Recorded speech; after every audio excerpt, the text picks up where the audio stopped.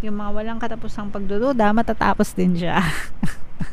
So, hindi na siya walang katapusan. Pagdududa na lang. Okay? So, yung mga pagdududa, meron tayong presence dito, guys, ng fire signs, Aries, Leo, Sagittarius. And, ang ano nito, guys, parang ang one of the nicest things na maaaring ma-experience sa future is magfo-focus kayo sa sarili nyo, no? Kumbaga parang yung mga insecurities nyo, unti-unti silang magdi-disappear along with your duda, no?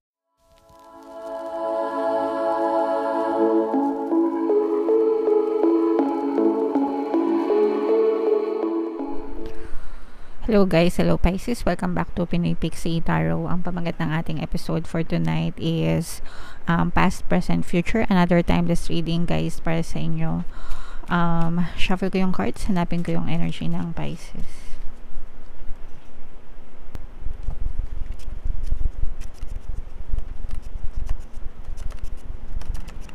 Ito guys, so Pisces kayo ay na-represent ng Queen of Wands sa ating spread. Combination ng positive and negative energy.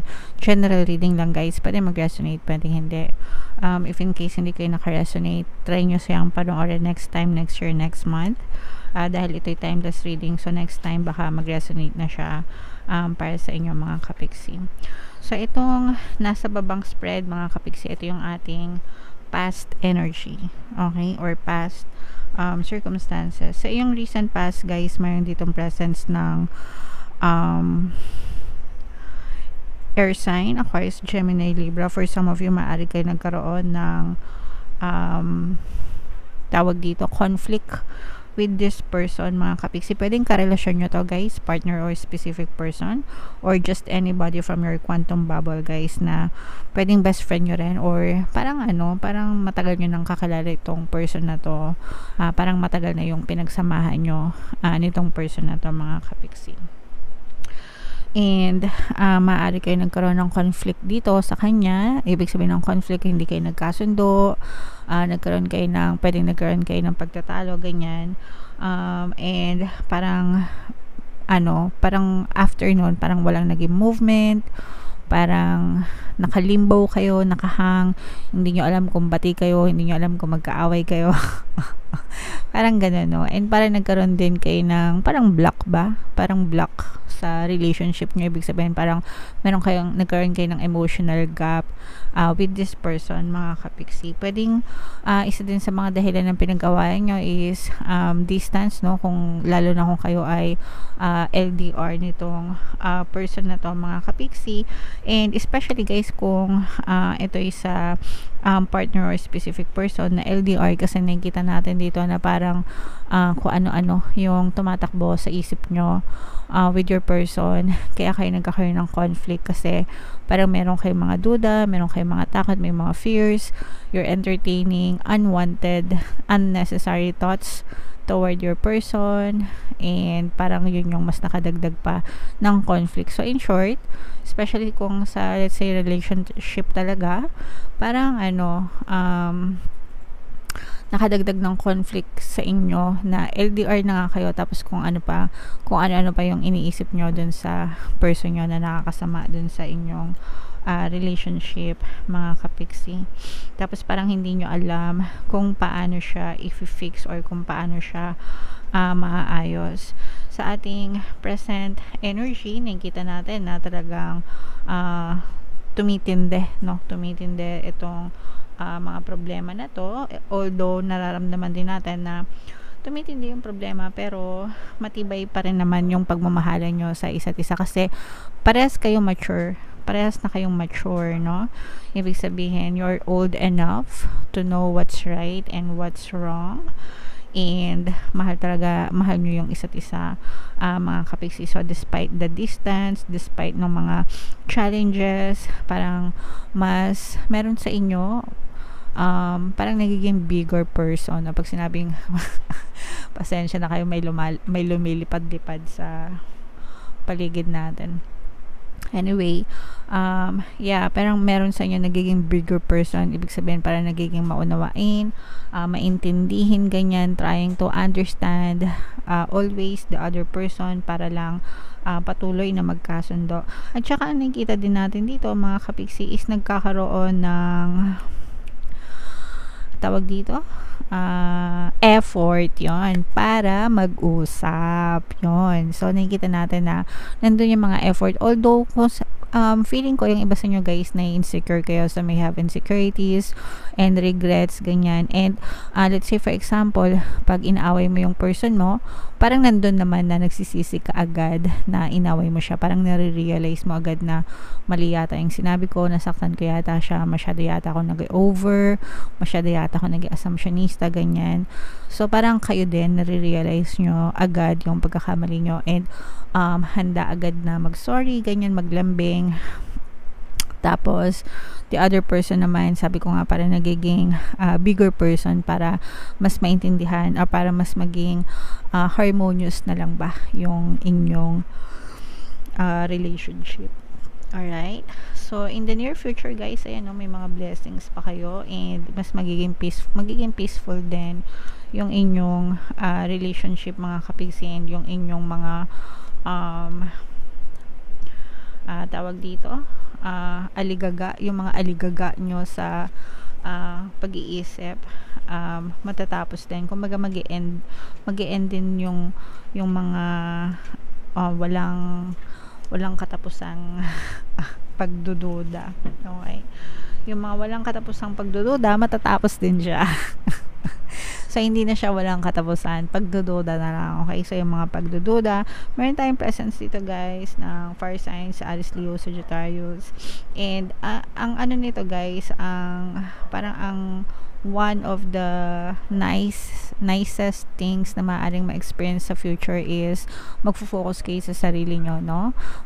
Kumbaga parang yung mga insecurities nyo, unti-unti silang magdi-disappear along with your duda, no? So yung mga walang katapusang duda, the reason kung ba't matatapos siya yung mga duda, the reason kung ba't matatapos siya is because you're trying to focus on yourself, loving yourself more, respecting yourself more, and focusing on yourself more. Kaya yung mga insecurities nyo, unti-unti siyang nawawala.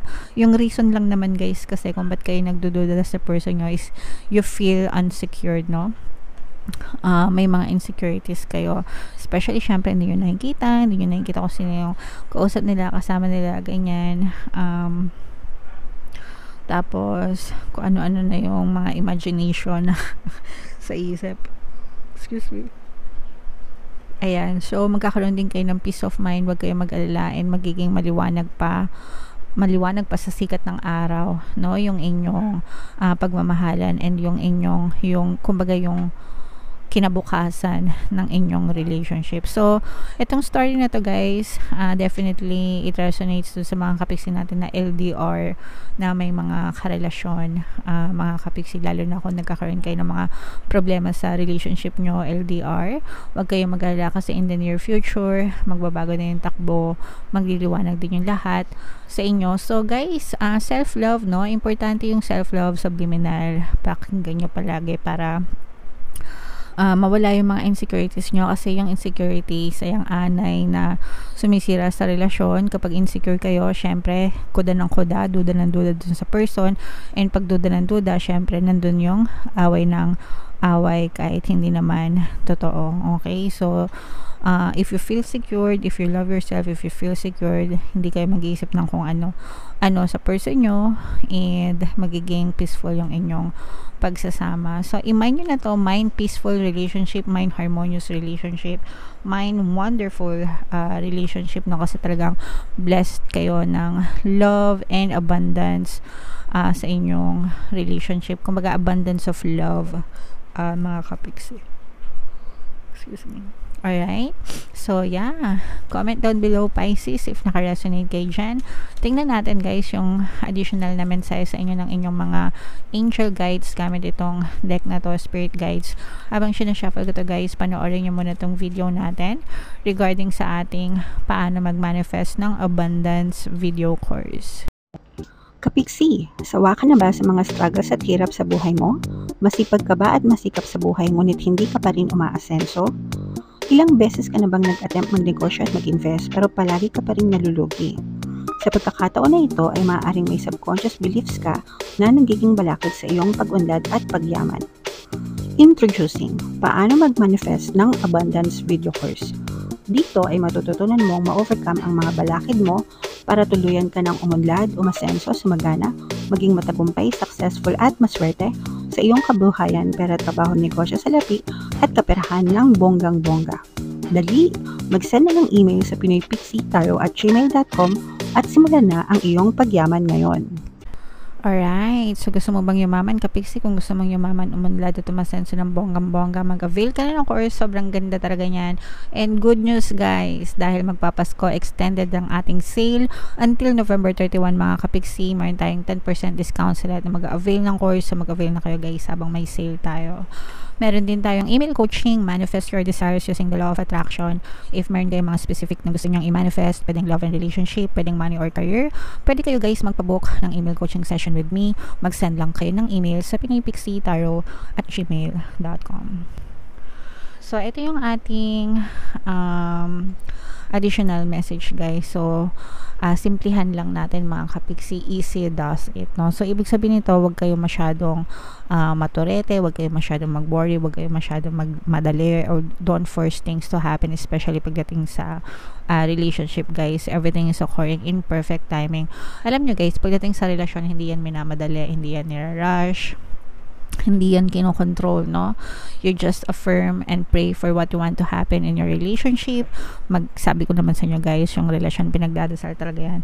Kahit anong bagay, no? But especially relationship, kasi stranger yan na pinapasok nyo sa buhay nyo, diba? Hindi nyo yan kadugo, hindi nyo kakilala, hindi nyo siya, diba? Stranger yan na pinapasok nyo sa buhay nyo. So, it makes sense na talagang dapat ipagdasal nyo na sana hindi na kaisaktan, maging maayos yung relasyon nyo, no? Pero hindi nyo rin naman sila control. So, what you can only do is to pray and affirm for, having this wonderful relationship and mabait yung person mo. Pero, dapat maganda palagi yung perception mo doon sa person para yun at yun din yung mag-reflect sa inyong physical reality. Kung iniisip mo na babaero siya. Kung iniisip mo na loyal siya. Ganun lang yun. So make sure na you're always focused on what you want your person to be para yun yung i-reflect nila sa inyo. Okay? Alright. And kailangan meron din kayong boundaries mga kapiksi, no? Dapat you love yourself, diba? Sabi ko nga dito, sa inyong near future mawawala din yung mga insecurities nyo, and yung reason nun is because you're learning to love yourself more. And yan din yung mensahe sa inyo ng inyong mga gabay. Dapat marunong kayo mag-set ng boundaries sa sarili nyo. Dapat alam nyo when to say no, when to say yes, diba? Sa ibang tao, kahit na partner mo pa yan, you should always put yourself first, mga kapiksi. And alright, and don't back down, no? So eto guys, kung alam mong tama ka okay, stand up for what you believe is right. Pero pagka duda, syempre iba kasi yung duda kaysa dun sa pag nagsimula kayo magduda mga kapiksi, ibig sabihin you're entertaining negative assumptions. Okay? And kapag nag-entertain ka ng negative assumptions and you make it dominant to your self, it will be pushed out in your reality. So kung ayaw mo na magkaroon ng nega, ikaw sa person, wag mo siyang pagdudahan. Wag ka mag-assume ng kung ano-ano. Alright? So, yeah. And if wala kang ginagawang masama, tama lahat ng ginagawa mo, edi wow, diba? So, stand up for what you believe is right, mga kapiksi. Okay? Alright. So, comment down below, Pisces, if naka-resonate kayo dyan sa mga messages na yan. Ito pala yung ating 2024 kapalaran, guys. Kung hindi nyo pa napapanood, panoorin nyo na. And ito naman yung ating success stories ng paano mag-manifest ng abundance video course. Thank you for liking, sharing, and subscribing, mga kapiksi. And see you again next time. I love you all, guys. Have a nice day. Bye-bye.